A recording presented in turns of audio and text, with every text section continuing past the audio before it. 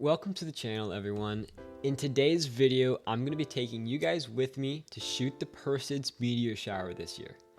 So hopefully in this video, you guys will learn how to shoot meteor showers for yourself and we have some fun. So before we head out and start shooting, it's always a good idea to plan ahead and make sure you have all the supplies you need.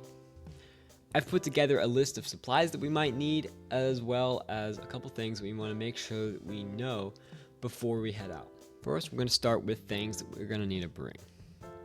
So obviously we're going to need to bring a camera and a tripod so that we can get those nice still shots. Second, a remote shutter release is always a good idea so that you don't have a shaky camera.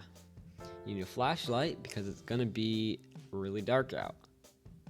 And warm clothes because you never know if it's going to be cold or not. And then just to stay comfortable, you're always going to want a chair. Now before you actually go out and shoot, you're going to want to be familiar with the area so you don't get lost. You want to make sure you charge all of your batteries and empty your cards so you don't have any technical difficulties. And it's always a good idea to check the weather so that you know that your location is going to work out. And make sure all your equipment is together and working properly. So now that we have all of our plans together, we can head out to the field and start setting up for our shoot. Alright, let me show you the setup that I'm going to be using to shoot the Persid meteor shower this year. I'm using my Canon M50 Mark II with a 13mm f2 lens.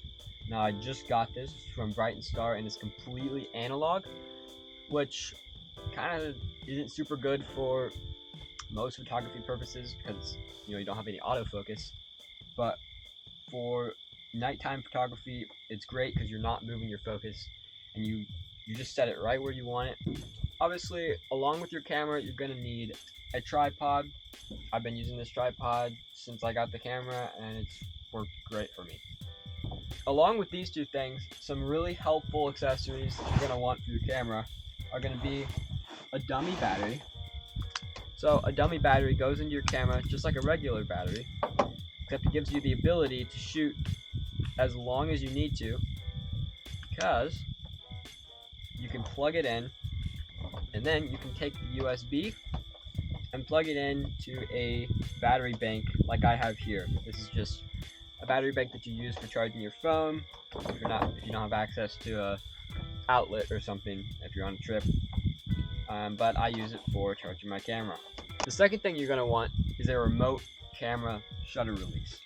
So for me, I just have an app on my phone, and because this is a relatively modern Canon camera, I can connect to the app on my phone and I can actually control it from my phone, meaning I don't have to go out and buy an aftermarket shutter release, which is super helpful. Plus, I can see my display without having to get up and go look at what my camera is pointed at. So it's just after sunset, and that's when I want to be out here because the stars are just starting to come out and I don't want to miss any meteors. Now, if you're going to be out here on peak day and it's the weekend, just plan to be out here all night long, because you might be surprised at how hard it is to actually get a picture of a meteor. They say the rates can be up to like 120 meteors an hour, but realistically in your frame, it's going to be a lot less than that. Plus, your shutter is not going to be open the entire time, so plan to be out all night. Alrighty, so I have my camera here, and I have my shot all set up exactly where I want it to be. So the next step is for me to focus. Now, the best way I've found to do this without any special tools is just to use the camera's zoom function. This is not on the lens, this is literally just digital zoom.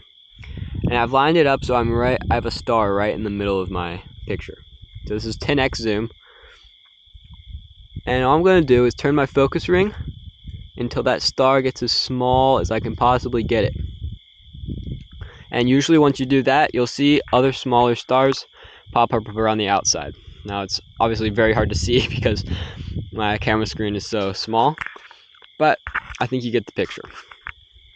Now that we're zoomed back out, we can go ahead and take a couple test photos. I'm going to do that over here on my phone, and this is where we can adjust any settings that we want to change.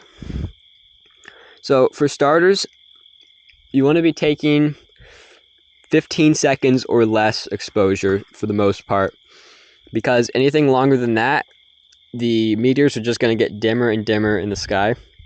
So if you want those nice bright meteors going across your frame, you're really going to want to shoot at lower shutter speeds and higher ISOs. All I got to do is hit that button and it'll shoot for me. Alright, now we can go ahead and check out how this picture looks. Obviously I'm out here really early, so there's still a lot of residual light in the sky right now. Not too many stars are out. But for now, it'll be a cool time lapse to watch the sky get darker and darker. So before I show you guys the results of my shoot tonight, I want to read you a verse. You are the Lord, you alone. You have made heaven, the heaven of heavens, with all their host, the earth and all that is on it, the seas and all that is in them. And you preserve all of them, and the host of heaven worships you. When I was out watching the meteor shower and the northern lights, it was absolutely amazing. And it reminded me of how God created all of this for us to enjoy. The stars glorifying God by shining all night long is just another reminder of how awesome our God is. So, when you're out shooting your next meteor shower, don't forget to thank the one that made it. Now, let's get to that awesome time lapse and all the shots that you guys have been waiting for.